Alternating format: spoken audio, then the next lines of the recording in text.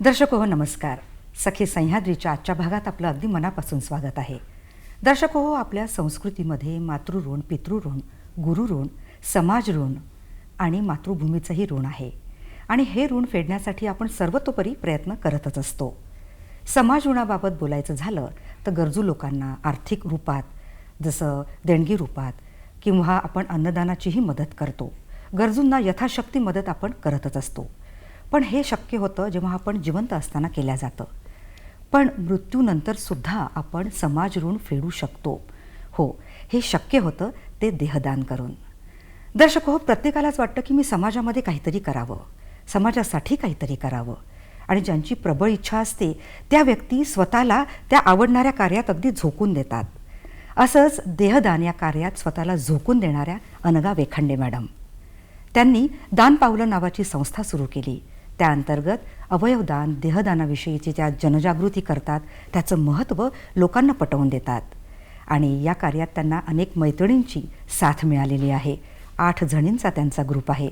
त्यातील एक मैत्रीण निलिमा देशपांडे. दर्शक हो, या दोघींनाही आज आपण आपल्या कार्यक्रमात आमंत्रित केलेलं आहे त्यांच्या कार्याविषयी माहिती जाणून घेण्यासाठी. आणि आपल्या कार्यक्रमाचं शीर्षक आहे मोल देहदानाचं. अनघाताई आणि निलिमाताई नमस्कार.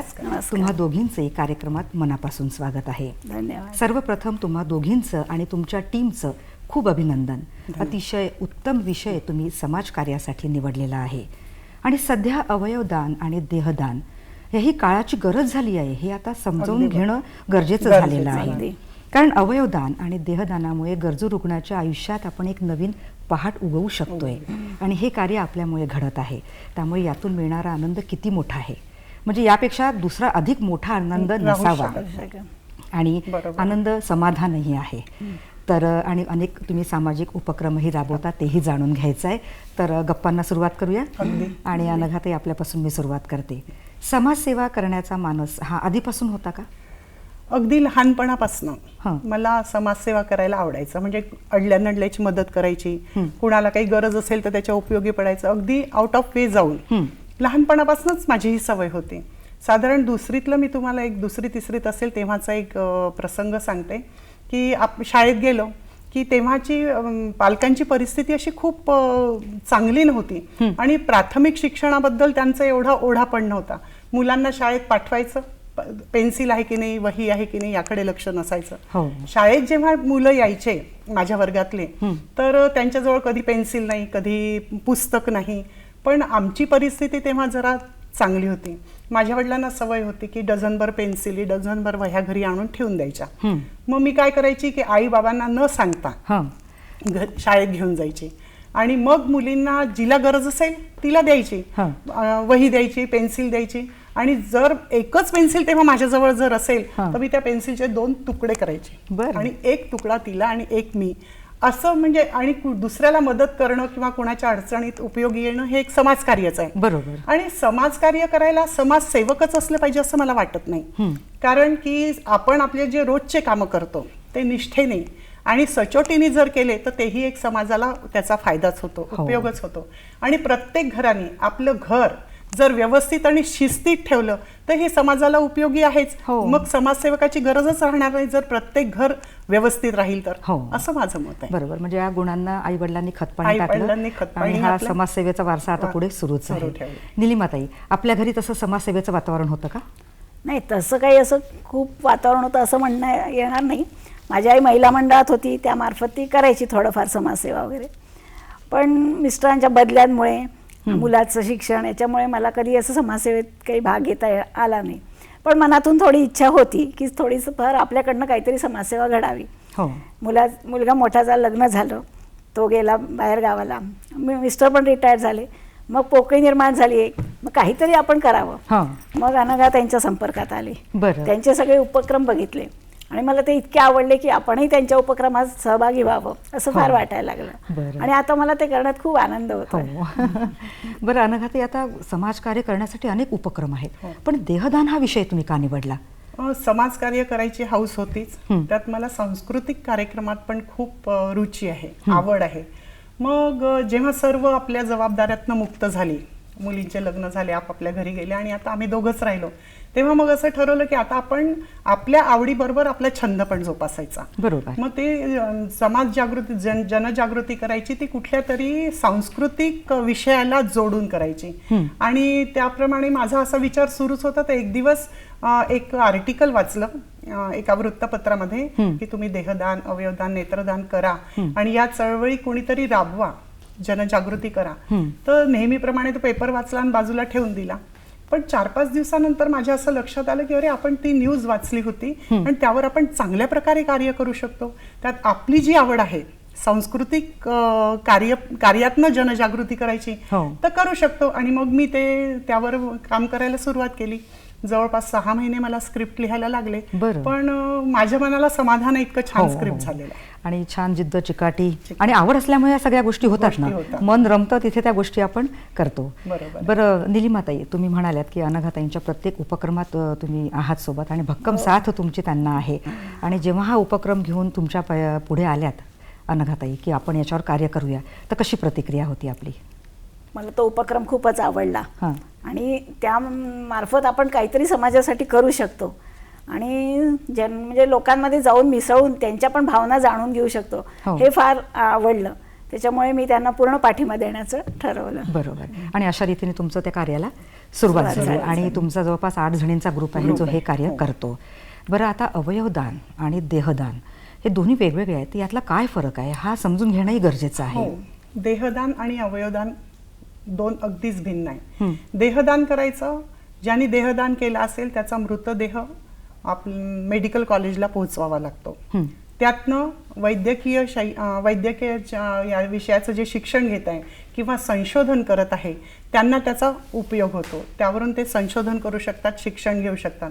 शिवाय जे लोक शरीर रचनेचा अभ्यास करत आहे त्यांना पण त्याचा उपयोग होतो. व्यक्तीचं पूर्ण शरीर त्यांना समजवलं जातो देहदानामुळे. आणि अवयवदान करायचं तर मृतदेह ज्या संस्थेचा त्यांनी फॉर्म भरलेला असेल त्या संस्थेच्या फॉर्मवर नंबर असतो, त्या नंबरवर फोन करावा लागतो. फोन केल्यावर संस्थेची गाडी एक तर बॉडी घ्यायला येते किंवा नसेल जमत तर ते सांगतात की तुम्ही बॉडी आमच्या संस्थेपर्यंत पोहोचवून द्या. ती पोहोचवल्यानंतर तिथली टीम पूर्ण त्यांचं परीक्षण करते आणि त्यातले जे उपयोगी अवयव आहे, जे चांगल्या स्थितीतले अवयव आहे ते काढून घेते. त्याच्यानंतर ती बॉडी परत जशीच्या तशी केली जाते आणि मग जवळच्या नातलगांना फोन करून सांगतात की बॉडी आम्हाला जे उपयोगी अवयव ते आम्ही काढले आणि ही बॉडी आम्ही जशीच्या तशी केलेली आहे, तुम्हीही नेऊ शकता जर तुम्हाला पुढल्या क्रिया करायच्या असतील तर. पण कुटुंबाचं जर असं असेल की नाही बा, एकदा आम्ही दान दिलंय ते काही आम्ही परत घेणार नाही, तर मग ज्या धर्माची ती बॉडी असेल त्या धर्माप्रमाणे त्या बॉडीवर अंत्यसंस्कार संस्था करते आणि त्यावेळेला कुटुंबातल्या लोकांना बोलावलं जातं. आले तर ठीक, नाहीतर ते आपलं कर्तव्य करतात. आणि जे अवयव काढून घेतलेले असतील तर एखाद्याला त्या अवयवाची गरज असेल त्याचा शोध घेतला जातं आणि त्या अवयवाचं त्याच्या शरीरात प्रत्यारोपण केलं जातं आणि त्याला जीवदान दिलं जातं. बरं, असा फरक. तो फरक आहे. मी सांगू इच्छिते की अवयवदान हे जिवंतपणी सुद्धा करता येतं. देहदान तर फक्त मृत्यूनंतरच करता येतं, पण अवयवदान आपण जिवंतपणी पण आपल्या शरीरात असे काही अवयव आहे की आपण ते जिवंतपणे पण दुसऱ्याला देऊ शकतो आणि बरोबर. दुसऱ्याच्या उपयोगी म्हणजे पडू जो शकतो. निराशेच्या गर्ततेत बुडलेला एखादा रुग्ण असेल, निराश झाला असेल, त्याला या अवयवदानामुळे जीवनाला उभारी येते, जीवनाचा दर्जा त्याचा सुधारू शकतो आणि एक जगण्याची दुसरी संधी मिळते. आशेचा किरण एक पूर्ण कुटुंबामध्येच निर्माण होतो ना तो. बरं निलिमाताई, याचं महत्त्व काय आहे? कारण कुठल्या गोष्टीचं महत्त्व पटलं लोकांना तर मग सकारात्मक पावलं पुढे पडतात. तर देहदानाचं महत्त्व आणि फायदे काय सांगाल तुम्ही? देहदानाचं महत्त्व तर हेच आहे की चांगले डॉक्टर प्रशिक्षित होतात. हो. आपण देहदान केल्यानंतर ती बॉडी मेडिकलच्या स्टुडंट्सला जाते, त्यांना ते त्याच्यावरून शिकायला मिळतं आणि चांगले डॉक्टर तयार होतात. बरोबर. अवयवदानाचं म्हणाल तर आपल्यामुळे लोकांच्या जीवनात आनंद फुलतो, त्यांचे प्राण वाचतात, त्यांच्या कुटुंबात आनंद मिळतो सगळ्यांना.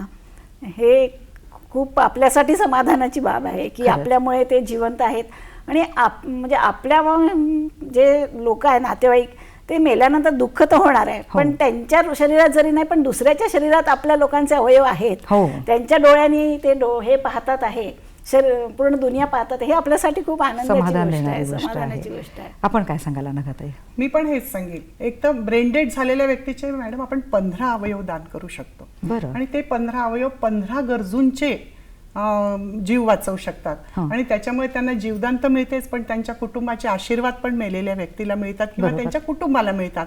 तर ही आपल्यासाठी अभिमानाची आणि सुखदायी गोष्ट आहे की आपण आपल्या प्रिय व्यक्तीला कुणाच्या तरी शरीरात जिवंत ठेवलेलं आहे. आणि आपल्या ज्या चालीरीती आहे, मोक्ष, मुक्ती, सद्गती, तर जर आपल्या प्रियजनांचे अवयव कोणाच्या तरी शरीरामध्ये अवयव रूपाने जिवंत आहे तर मग कसला आलाय मोक्ष, कसली आली आहे मुक्ती, कसला आलाय स्वर्ग आणि कसली आली आहे सद्गती. स्वर्ग सुख तर ते इथेच भोगत आहे कारण ते कुणाच्या तरी शरीरात जिवंत आहे. अगदी छान. तर त्याच्यासाठी सर्वांनी यासाठी पुढाकार घ्यायला हवा. अवयवदान, देहदान, नेत्रदान हे करायलाच हवं. आणि तुमच्यासारखे समाजसेवक ही चळवळ चालवत आहेत आणि समाजाने पाठिंबा देणं अगदी गरजेचं आहे. बरं, आता देहदान होतं तर तो कशा पद्धतीने त्याची नोंदणी केली जाते, आता थोडं आपण ते जाणून घेऊया. तर काय प्रोसिजर आहे याची?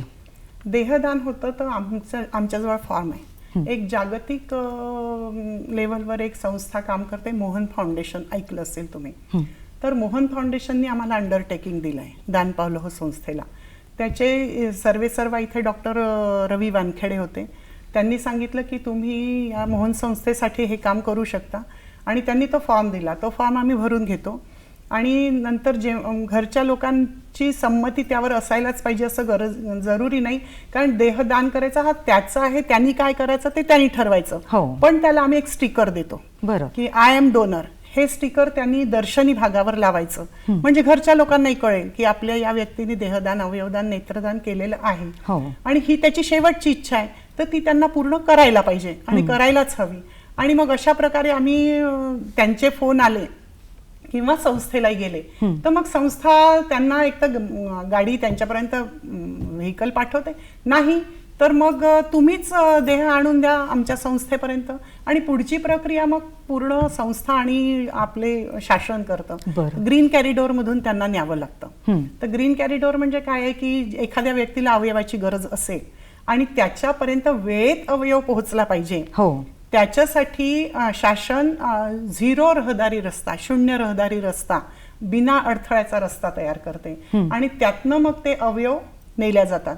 आणि ह्यामुळे काय होतं की ज्याला अवयवाची गरज आहे त्याच्यापर्यंत अवयव वेळेच्या आत पोहोचतात.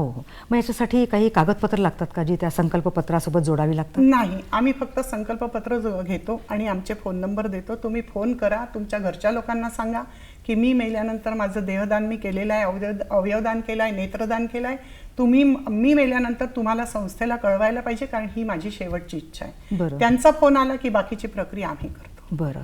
आणि मोल देहदानाचं हेही समजून सांगणं गरजेचं आहे, कारण जो व्यक्ती हा संकल्पपत्र भरतो त्या घरच्या कुटुंबातल्या सगळ्यांना समजणं गरजेचं आहे की बा या घरातल्या व्यक्तीने हे संकल्पपत्र भरलेलं आहे. कारण अघटित घटना समज घडली तर जसं मगाशी तुम्ही म्हणाले की त्या गोष्टी पटापट होणं गरजेचं आहे. तर मग एखादं कार्ड जे स्टिकर म्हणाले त्याबद्दल थोडं सांगा ना. आम्ही स्टिकर, बऱ्याच संस्था या विषयावर काम करतात, पण आम्ही पण आम्ही सुरुवातीला एक जसं आपलं व्हिजिटिंग कार्ड असतं ना तसं कार्ड तयार केलं.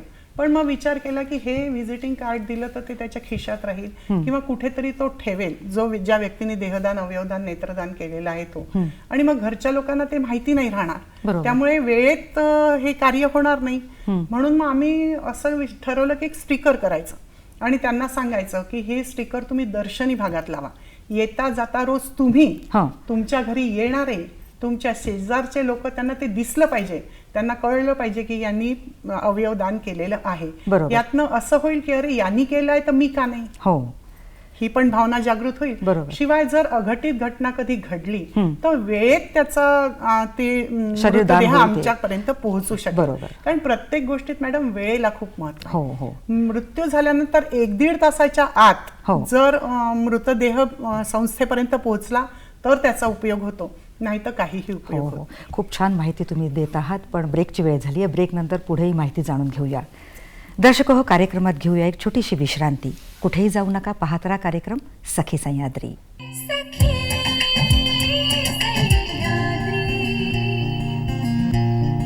दर्शक हो, या छोट्याशा विश्रांतीनंतर सखी सह्याद्री या कार्यक्रमात पुन्हा एकदा मनापासून स्वागत. देहदानाविषयीची माहिती आजच्या आपल्या या भागातून आपण जाणून घेत आहोत. निलिमाताई, आता आकस्मिक मृत्यू जेव्हा होतो तेव्हाही मग देहदान केलं जातं का? हो, आकस्मिक मृत्यू म्हणजे जर अपघात झाला आणि एखाद्याचं ब्रेन डेड झालं तर आणि त्याला दवाखान्यात ॲडमिट केलं तर डॉक्टर पहिले बघतात की त्याचं काही म्हणजे त्याची वाचायची शक्यता किती आहे. पण एकदा ब्रेन डेड झालेला व्यक्ती जिवंत होणं शक्यच नाही आहे. मग लोकांचं, त्यांच्या घरच्या लोकांचं मन वळवण्याचा प्रयत्न करतात की तुम्ही अवयवदान करा आणि दुसऱ्यांच्या जीवनात आनंद फुलवा. तर घरच्यांनी ऐकलं तर मग तिथल्या तिथे त्याचं अवयवदान करतात आणि म्हणजे ज्याला अवयवांची गरज आहे त्याच्यापर्यंत ते अवयव पोचवतात. बरं अनुभवताई, याला काही वयोमर्यादा आहे का? 18 वर्षाचं वय झालं की तुमच्या शरीरातले पूर्ण अवयव संपूर्णपणे डेव्हलप होतात. मग 18 वर्षाच्या वयानंतर तुम्ही कितीही वर्षापर्यंत अवयवदान आणि करू शकता, नेत्रदान करू शकता. जसं समजा 18 वर्षाच्या मुलाचा कुठल्या अपघाताने मृत्यू झाला तर मग त्याचा एखादा अवयव ज्याला 56-57 वर्षाच्या व्यक्तीला गरज असेल त्याला ते दिल्या जाऊ शकतं. पण लहान मुलांचे अवयव सुद्धा दान होतात. म्हणजे अगदी 1 महिन्याच्या मुलापासून तर 17 वर्षाच्या मुलापर्यंत अवयव दान होतात. याच्यासाठी आई वडिलांची जर संमती असेल तर 1 महिन्याच्या मुलाचा कुठल्या दुर्धर आजाराने मृत्यू झाला असेल पण त्याला त्याच्या आई वडिलांना असं वाटलं की या आजाराने याचा मृत्यू झाला पण हा जिवंत राहिला पाहिजे अवयव रूपाने, तर ते त्याचे अवयव दान करू शकतात. पण त्याला साधारण त्याच वयाचे मुलं हवे, मुलगा किंवा मुलगी जे काही असेल, पण वय साधारण तेच हवं. 1 महिन्याचं असेल 1-2 महिन्याच्या मुलाला ते देऊ शकतात. पण मोठ्या लोकांना, लहान मुलांना, 17 वर्षापर्यंतच्या मुलांचे मोठ्यांना अवयव दान होऊ शकत नाही. बरं. आणि देहदान कोण करू शकत नाही, म्हणजे काय प्रॉब्लेम्स असतील तो व्यक्ती करू शकत नाही? देहदान तर कुणी करू शकतं. म्हणजे अतिशय दुर्धर आजार झाला असेल, दुर्धर रोग झाला असेल, तो सुद्धा देहदान करू शकतो. कारण त्यामुळे डॉक्टरांना प्रशिक्षण मिळतं की नेमका हा आजार कशामुळे झाला, याच्यावर आपण काय उपचार करायला पाहिजे. त्यामुळे देहदान कुणीही करू शकतं. अवयवदानाच्या संबंधात आता मर्यादा आहे. ज्यांना असे दुर्धर रोग म्हणजे जसं एड्स, हेपेटायटिस बी, सी, त्याच्यानंतर मेंदूज्वर, सोयरॅसिस, त्वचेचा, मानेचा, रक्ताचा कॅन्सर, त्याच्यानंतर एन्सेफ्लायटिस, रेबीज, हे आजार झाले असतील, या आजाराने जो व्यक्तिग्रस्त असेल ना तो अवयवदान आणि नेत्रदान नाही करू शकत. आणि तसंच ज्यांनी आत्महत्या केली असेल किंवा ज्याचा मृत्यू पाण्यात बुडून झाला असेल किंवा ज्याला शॉक लागला असेल तो पण अवयवदान, नेत्रदान नाही करू शकत. पण ते देहदान हे लोक करू शकतात. बरं आता कुठलाही उपक्रम राबवायचा म्हटला की ते लोकांपर्यंत पोहोचणं आलं म्हणजे जनजागृतीही करणं आलंच. कारण लोकांना जेवढं आपण सतत बिंबवत राहू एक चांगला विचार तेव्हा त्यांच्या मनाला ते पटतं. तर जनजागृती तुम्ही कशा पद्धतीने करता? जनजागृती मॅडम आम्ही याच्यासाठी काय केलंय, भारूड तयार केलं. म्हणजे भारूड करायचं माझ्या मनात असं आलं की पूर्वीच्या काळी जेव्हा कुठल्याही टेक्नॉलॉजीचा आविष्कार झालेला नव्हता त्यावेळेला गावखेड्यातल्या बायकांचं मनोरंजन जर करायचं असेल तर त्याच्यासाठी कुठलंच साधन उपलब्ध नव्हतं. मग अशा वेळेला तिथे 12 बलुतेदार म्हणजे भारुडी, डोंबारी असे व्यक्ती जायचे आणि त्या आयाबायांचं मनोरंजन करायचे आणि त्याच्यासोबतच त्यांच्या डोळ्यात चांगलं झणझणीत अंजन घालायचे अंधश्रद्धा निर्मूलनाचं. मग मी असं ठरवलं की आपण भारूड हा विषय घ्यावा. कारण खूप एक 2005-06 मध्ये मी निरंजन भाकरेंचं भारुड बघितलं होतं, बुरगुंडा. तर त्या इतकी प्रभावित झाली मी त्या भारुडाने की मला असं वाटलं हे भारूड आपण करायला पाहिजे आणि आपण करू शकतो. अशातच काही दिवसानंतर मला औरंगाबादला जावं लागलं कुठल्या कार्यक्रमाला. तिथे माझी निरंजन सरांची भेट झाली. बरं. आणि तेव्हा मी त्यांना मला ओळख करून दिली, ज्यांच्याकडे मी कार्यक्रमाला गेली होती त्यांनी. मला इतका आनंद झाला की म्हणजे मला सांगू शकत नाही मी तो आनंद. आणि त्यावेळेला मी त्यांना म्हटलं, सर तुमच्या भारुडाने मी इतकी प्रभावित झालेली आहे आणि मला असं वाटतं तुमचं भारूड मी कुठेतरी सादर करावं. तर ते म्हणे जनजागृतीपर आहे, तू कुठेही, त्यांनी मला तू मीच म्हटलं, खूप छान वाटलं मला, ते अगदी जवळचं वाटलं, तर तू कुठेही सादर करू शकते. मग मी जेव्हा नागपूरला परत आली तर 2 ठिकाणी मी त्यांचं भारूड केलं, पण त्यांचं ते 9 मिनिटाचं होतं आणि त्याच्यामध्ये बायकांनी कुंकू लावावं, अवयव घालावे, ते आपल्या आरोग्यासाठी का चांगले आहेत हे सगळं त्याच्यात नमूद होतं. आणि मग कालांतराने घरच्या जबाबदाऱ्यांमुळे वगैरे मग त्याच्याकडे ते थोडं दुर्लक्षित झालं. पण जेव्हा ठरवलं की आता आपण ह्यावर कार्य करायचं, तर म्हटलं भारूड हा विषय याच्यासाठी खूप छान आहे. एक तर काय आपलं मनोरंजन, सांस्कृतिक कार्यक्रम हा माझा म्हणजे वीक पॉइंट आहे की त्याच्यासाठी मी काही करू शकते. मग मी ते भारूड घेऊन त्यातनं जनजागृती करायची, अवयवदान, देहदान, नेत्रदानाला प्रवृत्त करायचं, त्याच्यात प्रबोधन करायचं. आणि कुठली गोष्ट तुम्ही नाट्यमय रूपात जर सांगितली तर ती जास्ती चांगली विचार लगेच लोकांच्या मनात रुजतात. आणि ह्यावर बरेच संस्था काम करतात, पण ते काय करतात, लेक्चर देतात किंवा पथनाट्य करतात. मला पथनाट्यही करायचं नव्हतं किंवा लेक्चर पण द्यायचं नव्हतं. मला काहीतरी असं करायचं होतं की त्या खूप बरेच काळपर्यंत माझ्या या कलाकृतीचा परिणाम लोकांच्या मनावर राहिला पाहिजे आणि त्यांनी तिथल्या तिथे मला रिझल्ट दिले पाहिजे की नाही, तुमच्या भारुडातनं आम्हाला पूर्ण आमचे जे काही गैरसमज आहे त्याचं खंडन झालंय, द्या, आम्ही फॉर्म भरतो. आणि हेच मला याचा अनुभव येतो आहे. आणि लोकांच्या अशा प्रतिक्रिया आहेत ना की आमच्या मनात खूप भीती होती अवयव दान करायचे किंवा देहदान करायचे, पण तुम्ही इतकं छान समजावून सांगितलेलं आहे, द्या, आम्ही अवयवदानाचा फॉर्म भरतो. म्हणजे भारूड रूपामध्ये तुम्ही अनेक महत्वपूर्ण मुद्दे आम्ही या विषयाला निगडीत असे मांडले. प्रत्येक मुद्दा. निलिमा, ते काय सांगाल तुम्ही, कोणते मुद्दे आहेत यात? हेच अवयवदान करायचं, अंधश्रद्धा निर्मूलन मुख्य म्हणजे की आपल्या देशात जे काय अंधश्रद्धा आहे त्या सगळ्या निघून गेल्या पाहिजे.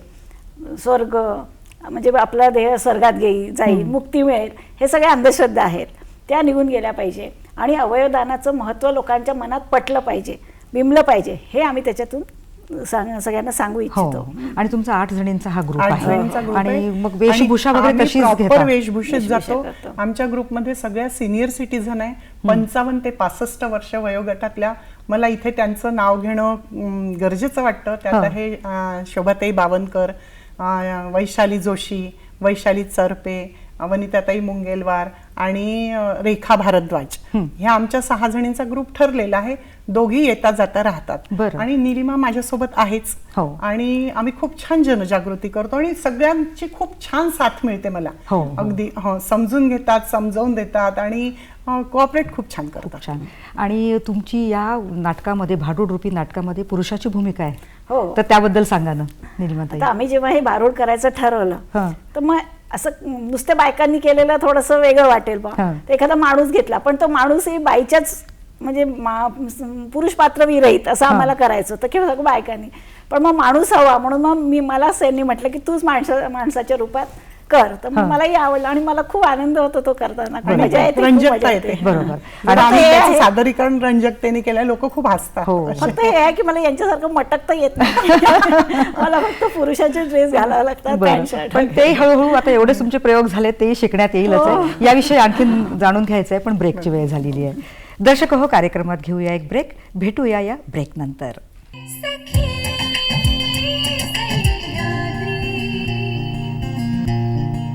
दर्शक हो, या छोट्याशा ब्रेक नंतर कार्यक्रमात आपलं पुन्हा एकदा मनापासून स्वागत आहे. मूल देहदानाचं याविषयीची माहिती जाणून घेत आहोत अनघा वेखंडे आणि निलिमा देशपांडे यांच्याकडून. आता ह्या गप्पा पुन्हा सुरू करूया.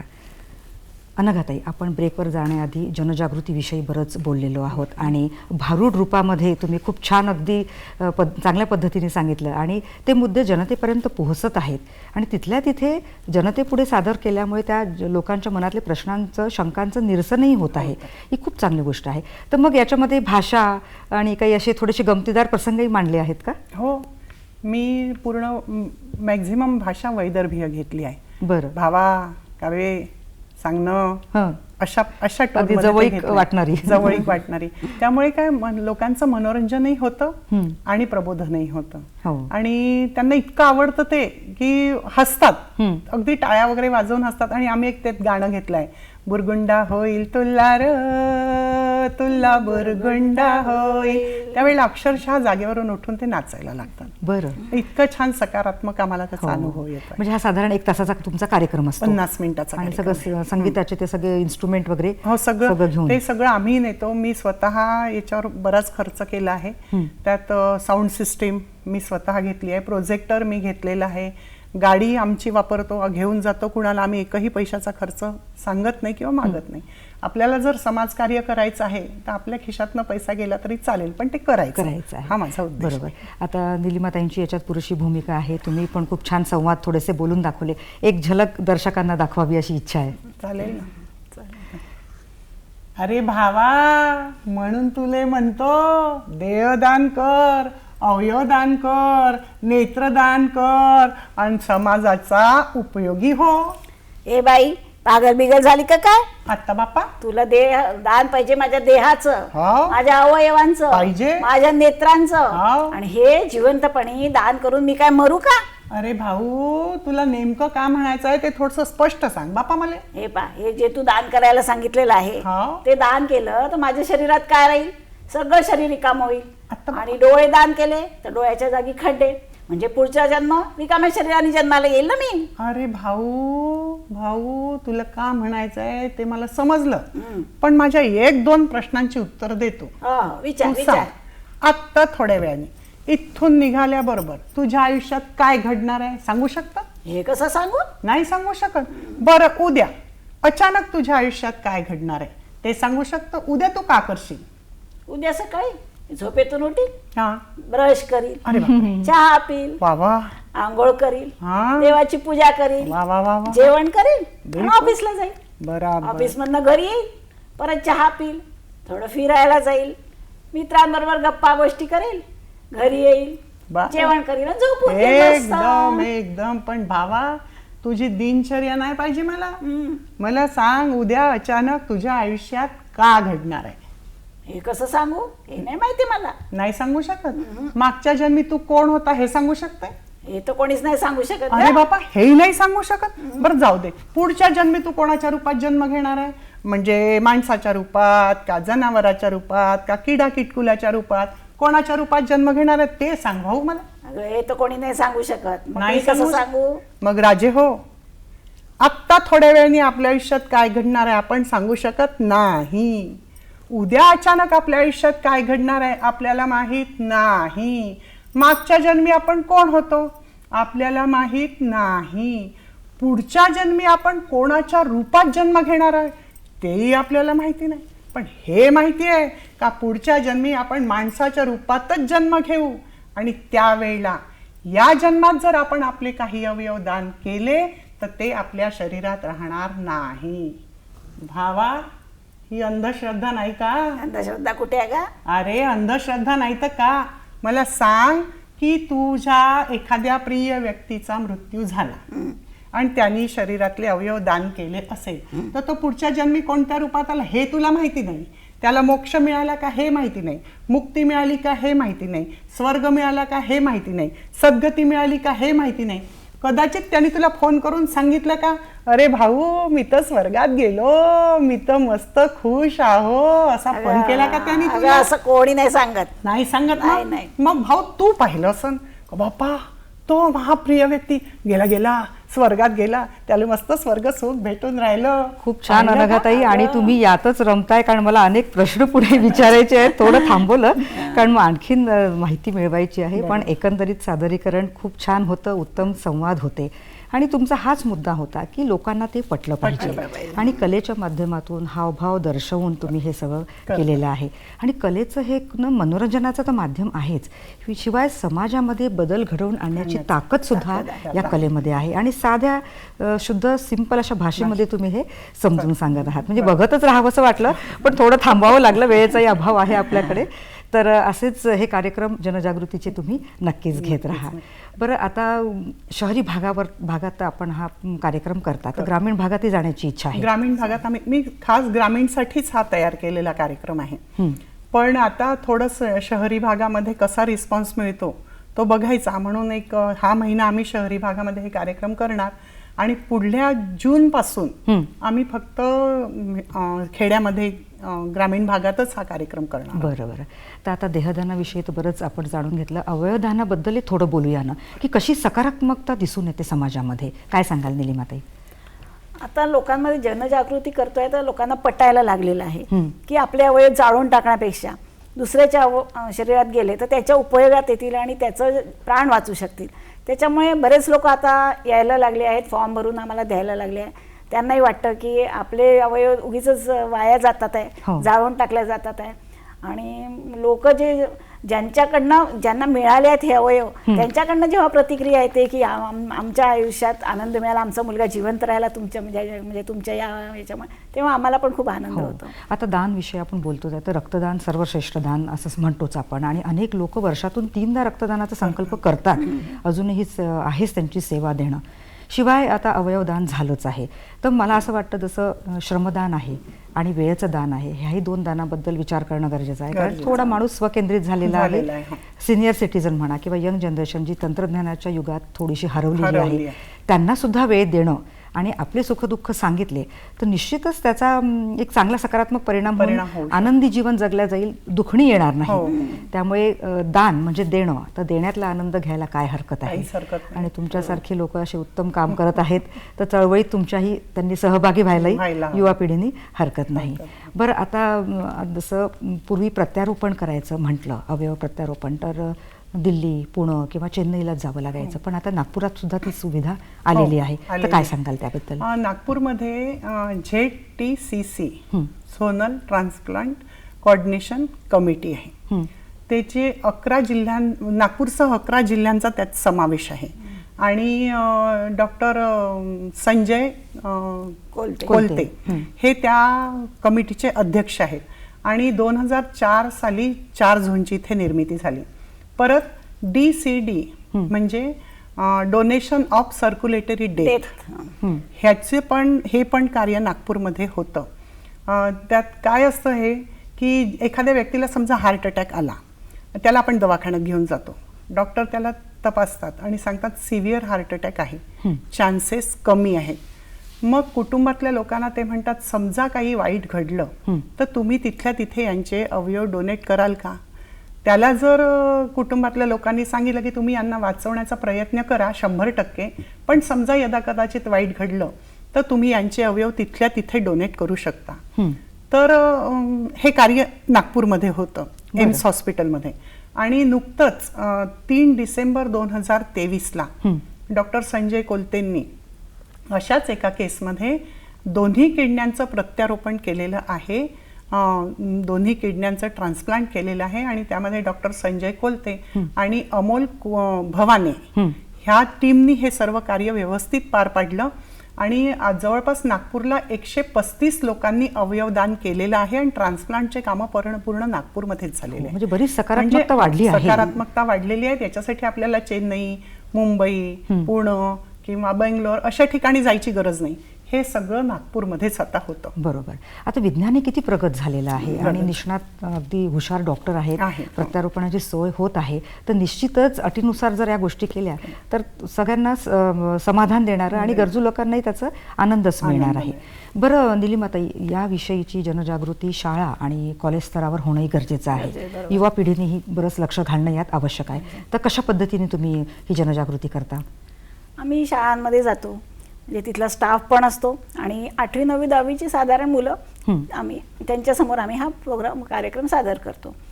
मूकबधीर शाळांमध्ये पण आम्ही हा प्रोग्राम केलेला आहे. तर तिथले मूकबधीर लोकांना त्या मुलांना ऐकू येत नाही, पण त्यांचे जे टीचर्स असतात ते आम्ही जे काही सांगतो ते त्यांच्या हावभाव करून त्यांना समजावून सांगतात. बरं. तर तिथूनही आम्हाला खूप छान रिस्पॉन्स येतो. त्या मुलाला अगदी शांतपणे ऐकून घेतात, त्यांच्या हो. चेहऱ्यावर आम्हाला दिसतं की खरंच हे आवश्यक आहे हो म्हणून. कारण आता ही अशी जनजागृती होणं खरंच काळाची गरज आहे. गरज आहे. त्यामुळे आणि निश्चितच- वृद्धाश्रमातल्या लोकांचा तर इतका छान प्रतिसाद मिळतो. हो. ते म्हणतात की आमच्या मुलांनी जर आम्हाला इथे आणून टाकलेलं आहे तर आम्हाला त्यांचा संमती घेण्याची काही गरज नाही. बरं. आणि सर्व जेवढे वृद्ध असतात वृद्धाश्रमात गेल्यावर ते सगळे फॉर्म भरून देतात हो. आणि म्हणतात की आम्ही तुम्हाला फोन करू, आमची पुढली सर्व कारवाई तुम्हालाच करायची आहे, तुम्हीच आमचे हो, मुलं हो. आहात. म्हणजे नाही, ते असेच छान. मौलिक विचार असतील तर देण्यातला आनंद सगळ्यांनाच आनंद. घेता येईल. ब्रेकची वेळ झालेली आहे. दर्शक हो, कार्यक्रमात घेऊया एक ब्रेक. भेटूया या ब्रेक नंतर.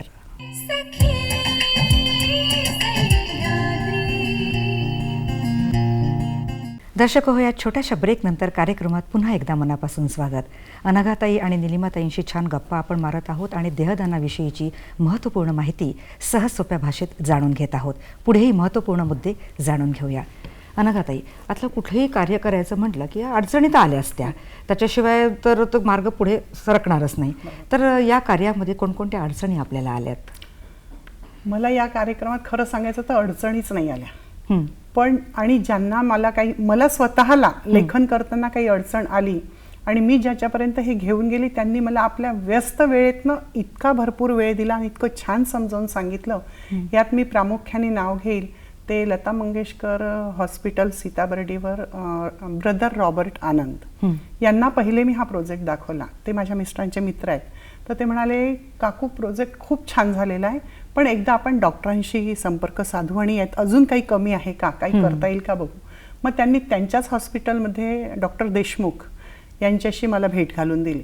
त्यांना जेव्हा मी हे सगळं स्क्रिप्ट दाखवलं तर ते म्हणाले, माझ्यापेक्षाही तुम्हाला डॉक्टर रवी वानखेडे ज्यांनी एक किडनी 14 वर्षापूर्वी दान केलेली आहे. बरं. आणि ती पण मुस्लिम कॅटेगरीच्या आपल्या मित्राला, तर ते तुम्हाला छान मदत करतील.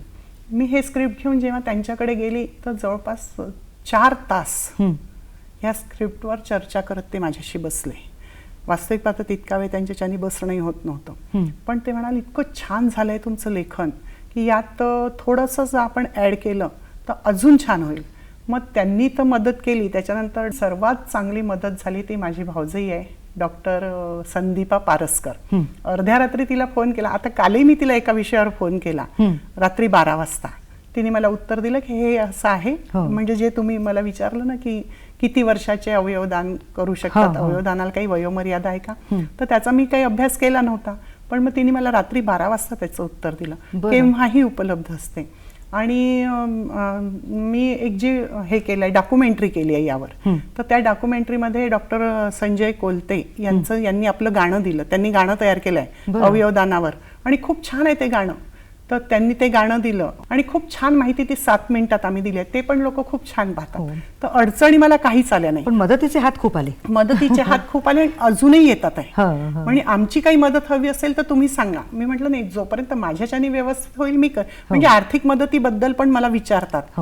पण मी म्हटलं नाही, आर्थिक मदत म्हणजे सध्या तरी नको आहे. आणि आमची एक दुसरी फाउंडेशन दीपस्वी युनिटी फाउंडेशन, त्यांनी पण मला खूप वेळा मदत केली. म्हणजे जेव्हा माझं फाउंडेशन नव्हतं तर ते म्हणाले की तुम्ही आमच्या फाउंडेशनवर निर्मिती दाखवू शकता. बरोबर. मी एक कार्यक्रम त्यांच्या फाउंडेशनवर केला. त्याच्यानंतर तेच मला म्हणाले, मॅडम तुमचं काम इतकं जास्ती चांगलं आहे आणि माझ्या फाउंडेशनच्या याच्यात केलं तुम्ही तर तुम्हालाही अडचण जाईल आणि मलाही जाईल. म्हणजे त्यांच्या याच्यात बरेच वेगवेगळे प्रोजेक्ट आहे, त्यापेक्षा तुम्ही एक फाउंडेशन स्थापन करा आणि त्यात ते देत जा. बरं. म्हणजे असे लोकांचे मदतीचे हातच आले. आणि म्हणूनच ते काम पुढे सरकत गेलेलं आहे. फोन करून जरी आपण कुणाला सांगितलं की आमचा असा कार्यक्रम आहे तुमच्या इथे सादर करायचा, ती फोनवरच वेळ देतात, या आणि सादर करा. खूप छान प्रतिसाद मिळतोय. खूप छान प्रतिसाद आहे. अडचणी मला अजिबात आल्या नाही. नाही तर कुठल्याही कामात अडचणी आल्याशिवाय तो मार्ग पुढे सुकर होतच नाही असं आपण नेहमी म्हणतो. पण हे एक उदाहरण आहे. न्यूजपेपरनी वगैरे खूप छान दखल घेतली याची की चांगलं कार्य आहे. हो. बरं निलिमाताई, आता या बाबतीमध्ये काही गैरसमज आहेत, काही अंधश्रद्धा आहेत की बा देहदान केल्याने असं होतं तसं होतं, तर काय आहेत लोकांचं काय म्हणणं असतं यावर? असं तेच लोकांना असं वाटतं की देहदान केल्यानंतर आपल्या इथे काय आहे की जेव्हा आपण अग्नी देतो त्याच्यानंतर मग पिंडदान म्हणजे स्वर्गात गेला, त्याला मोक्ष मिळाला, मुक्ती मिळाली, हे आपल्या याच्यात फार गैरसमज आहेत. मग आपण जर शरीर त्याला अग्नी दिला नाही, तो असंच दान करून टाकला तर मग त्याला मोक्ष मिळेल का, मुक्ती मिळेल का, हे फार गैरसमज आहे. त्याच्यामुळे लोक पुढे येत नाही शरीर आपलं देहदान करायला. हो. पण अवयवदानाच्या बाबतीत आता थोडं व्हायला लागलंय, पण तरी लोकांना असं वाटतं की हे आपण जर दान करून टाकले मग पुढच्या जन्मात आपल्याला काय, आपलं शरीर तर रिकामं होऊन जाईल, मग पुढचा जन्म आपल्याला मिळेल तर आपल्या शरीर पूर्ण रिकामं, आणि डोळे दान केले तर 2 खड्डे, म्हणजे आपण आंधळ, असं आपल्याला जन्म मिळेल का पुढचा. त्याच्यामुळे ती अंधश्रद्धा आम्ही आमच्या भारुडातून पूर्ण निर्मूलन करतो. बरं, आता हा एक महत्त्वाचा प्रश्न आहे की या तुमच्या उपक्रमातून जनजागृती होते आहे, तर मग पर्यावरणाचं रक्षण कसं केलं जातं, पर्यावरण संवर्धनाला हा उपक्रम किती लाभदायी आहे, काय सांगाल? आता आपण जेव्हा अग्नी देतो, एखाद्याचा मृतदेह अग्नी देतो, त्याला आपल्याला लाकडं लागतात. हिंदू संस्कृतीमध्ये अग्नी देतात, त्याला आपल्याला लाकडं लागतात. लाकडं मिळवण्यासाठी आपण वृक्षतोड करतो. इकडे आपण म्हणतो की वृक्ष लावा, आणि तेच आपण वृक्ष तोडून टाकतो. नंतर जेव्हा जाळतो तेव्हा धूर निघतो, म्हणजे हवा प्रदूषित होते. त्यानंतर ती राख, जेव्हा आपण जे स्मशानात राख गोळा करायला जातो, ती राख घेतो आणि नदीत विसर्जन करतो, म्हणजे पाणी प्रदूषणात. हे जर आपण देहदान केलं तर या सगळ्या गोष्टी आपण टाळू शकतो. म्हणजे पर्यावरणाचंही पर्यायाने आपण समाधानच करतो. बरोबर. आणि शुद्ध हवा, ऑक्सिजनची कमतरता नाही, म्हणजे या सगळ्या गोष्टींचा विचार करणं खरंच आता ही काळाची गरज झालेली आहे. हा शब्द 2दा मी इथे सांगितला गेलेला आहे माझ्याकडून, की खरंच काळाची गरज आहे की अवयवदान करा, देहदान करा.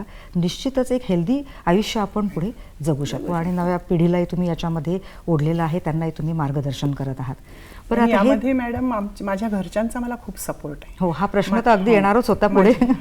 माझे मिस्टर म्हणजे तन मन धन, इतके पैसे तू असे का खर्च करते, हे घ्यायचं आहे ठीक आहे, असं करायचं आहे ठीक आहे. आणि ते स्वतः आमच्या प्रत्येक प्रयोगात ते स्वतः माझ्यासोबत असतात.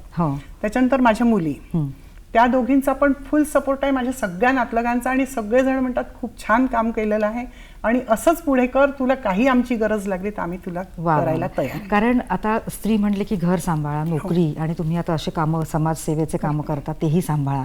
त्यामुळे घरच्या व्यक्तींनी जर म्हटलं की तू बाहेर जा, मी सगळं सांभाळून घेईल, हेही वाक्य आपल्याला इतकं पाठिंबा देणारं असतं ना, की खरंच म्हणजे तुमच्या घरच्यांचंही कौतुक करावं. आणि निलिमाताई, तुमच्याकडनं कसं आहे घरच्यांचा पाठिंबा? माझ्याकडनं पूर्ण पाठिंबा आहे. माझे मिस्टर तर खूप आनंदी आहे की तू खूप छान काम करते आहे. तसंच मुलगा आणि सून, त्यांना पण फार आनंद होतो, आणि ते सगळ्यांना सांगतात की माझी आई असं काम करते आहे. तर नातेवाईकांना खूप अभिमान वाटतो.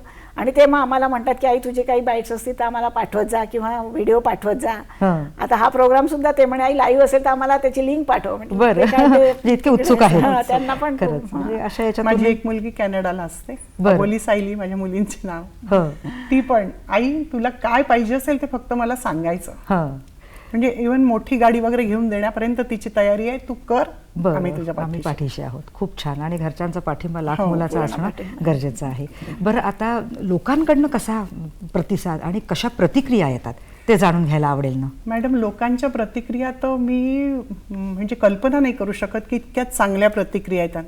ते म्हणजे आम्हाला कर्णाची वगैरे उपमा देतात. बरं. की दान म्हटलं तर फक्त आपल्याला कर्ण डोळ्यापुढे दिसतो, आणि तुम्ही त्यांनी कवच कुंडल दान केले होते, तुम्ही अवयव तेही आपले कवच कुंडलच आहे, ते दान मागताय आणि कुणाचा तरी जीव वाचवण्यासाठी आम्हाला प्रबोधन करत आहे, तर हे आमच्यासाठी खूप चांगलं आहे. अशा प्रतिक्रिया येतात. आणि तुमच्या या कार्यक्रमामुळे जे खूप उडत असतील ते डाऊन टू अर्थ येतात, कारण त्यांना माहिती आहे की हे सगळं नश्वर आहे, त्यामुळे उडून काही उपयोग नाही आहे. उलट आपण आपले अवयव दान केले तर तेवढंच आपल्याला आपल्यासाठी चांगलं राहील, आपण अवयव रूपाने तर जिवंत राहू. म्हणजे अशा प्रतिक्रिया आहे. खूप छान की तुमच्या या कार्यक्रमामुळे आमचं पूर्ण ब्रेन वॉश झालं की कसं करायला पाहिजे, हे का करायला पाहिजे.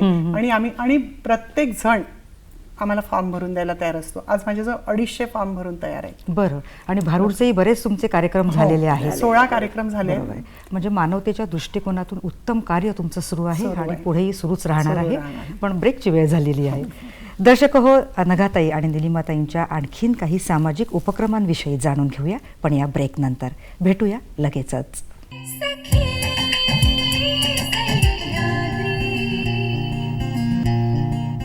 दर्शक हो, या विश्रांतीनंतर कार्यक्रमात पुन्हा एकदा स्वागत. जाता जाता अनघाताई आणि निलिमाताईंच्या या सामाजिक उपक्रमांविषयी जाणून घेऊया. निलिमाताई, तुम्ही मराठीचा सांस्कृतिक वारसा हा एक कार्यक्रम, नाटक चालवता आणि जवळपास 50 लोकांची टीम आहे तुमची याच्यामध्ये. तर काय याच्यामध्ये सामाजिक संदेश तुम्ही दिलेला आहे? नाही, त्यात आता काय आहे की आपली जी मराठी संस्कृती आहे ती लोप पावत चालली आहे. हो. खूपशा म्हणजे तरुण मुलं जी आहेत त्यांना आपल्या मराठीत काय सण आहे काय आहे ते काय माहीत, म्हणजे बरेचसे विसरत चाललेले आहे. तर आम्ही फाल्गुन म्हणजे आपल्या चैत्र गौरीपासून म्हणजे चैत्र महिन्यापासून तर फाल्गुनपर्यंतचे जेवढे मराठी सण येतील आपल्या महाराष्ट्रातले ते सगळे आम्ही स्टेजवर 3 तासात सादर करतो. आणि ते इतके फास्ट असतात की आम्ही पडदा पण पडू देत नाही, एका मागून एक. म्हणजे लोक म्हणजे प्रेक्षक विचार करतील की याच्यानंतर कुठला सण येईल, तर आमचे म्हणजे तयार उत्सुक असतात. असतात. आणि तयार असतात आमचे की लोक विचारच करते अरे आता गणपती झाले याच्यानंतर काय, तर आम्ही लगेच प्रेक्षक म्हणजे स्टेजवर आलेलो असतो हो, हो. एक टीम आमची. तर खूप फास्ट आहे तो कार्यक्रम लोकांना खूप आवडतो आणि त्याच्यामुळे सगळ्यांना पर्यंत आपले सण बरोबर. पोहोचतात खास करून आहेत. युवा पिढीला त्याच्यात मंगळागौरचे पण थोडेसे खेळ घेतलेले आहेत आम्ही. बरं.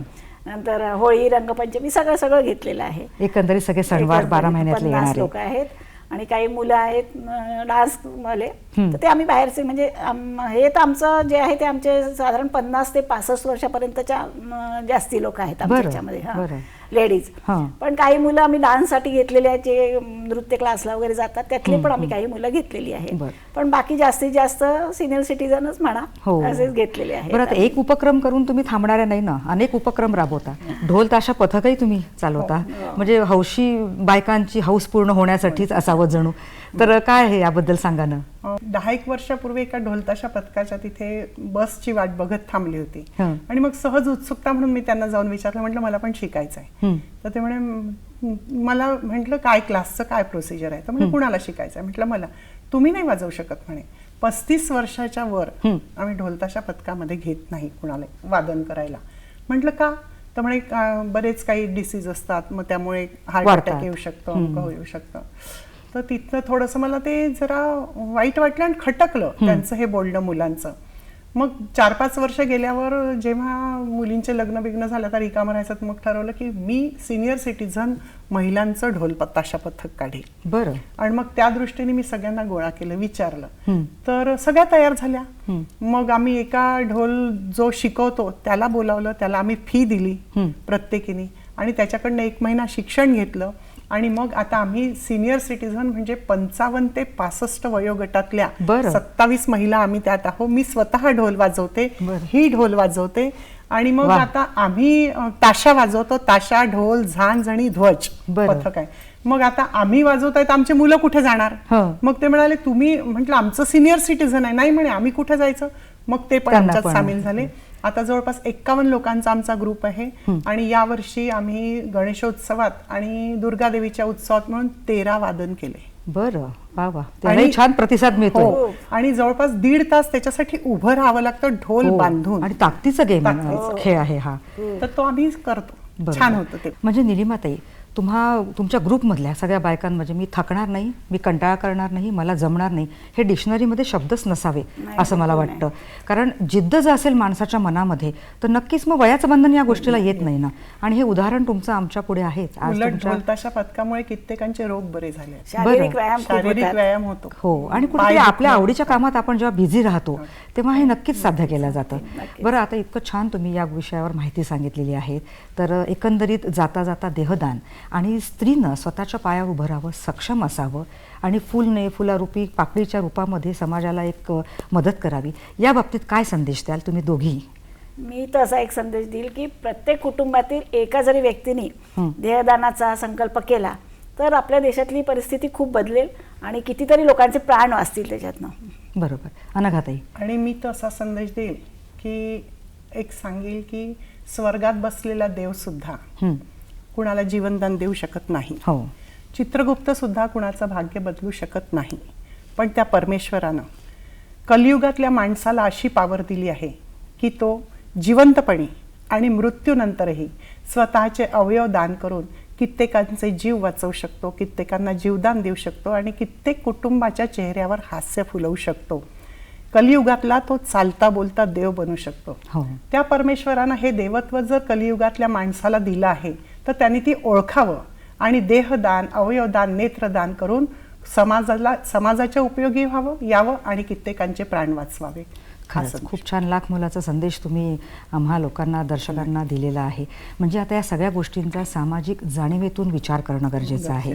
आता आपण आधुनिक काळाशी तर जुळवून घेतलेलंच आहे चांगल्या पद्धतीने. तर जसं शिक्षण प्रगती करत आहे, तंत्रज्ञान प्रगती करत आहे, तर माणसाची मानसिकतेमध्येही प्रगती होणं आता गरजेचं आहे. आणि असं जर झालं तर सकारात्मक पावलं चांगल्या दिशेने पडतील ना आपले, कारण चांगले विचार आपल्या मनामध्ये रुजतील आहे. आणि हे रुजलेलेच विचार आता वाढवणं, त्याला खत पाणी घालणं हे आवश्यक झालेलं आहे. आणि मोल देहदानाचा हा विषय आपण घेतलेला होता आणि खूप छान माहिती तुम्ही दर्शकांपर्यंत पोहोचवलेली आहे. आणि एकेकाने असा विचार केला की माझ्यापासूनच मी सुरुवात करते, असं एक एक पाऊल जर पुढे टाकलं तर निश्चितच यश मिळेल आहे. त्यामुळे देहदानाच्या या कार्यामध्ये सगळ्यांनीच सहभागी व्हायला हरकत नाही. तर अनघाताई आणि निलिमाताई, तुम्ही इथे आलात आणि खूप छान माहिती दर्शकांना दिलेली आहेत. पुढच्याही कार्याच्या वाटचालीसाठी तुम्हाला खूप खूप शुभेच्छा आहेत. नागपूर दूरदर्शनच्या वतीनं आणि दर्शकांच्या वतीने आपले मनापासून आभार आहेत. धन्यवाद. नमस्कार. नमस्कार.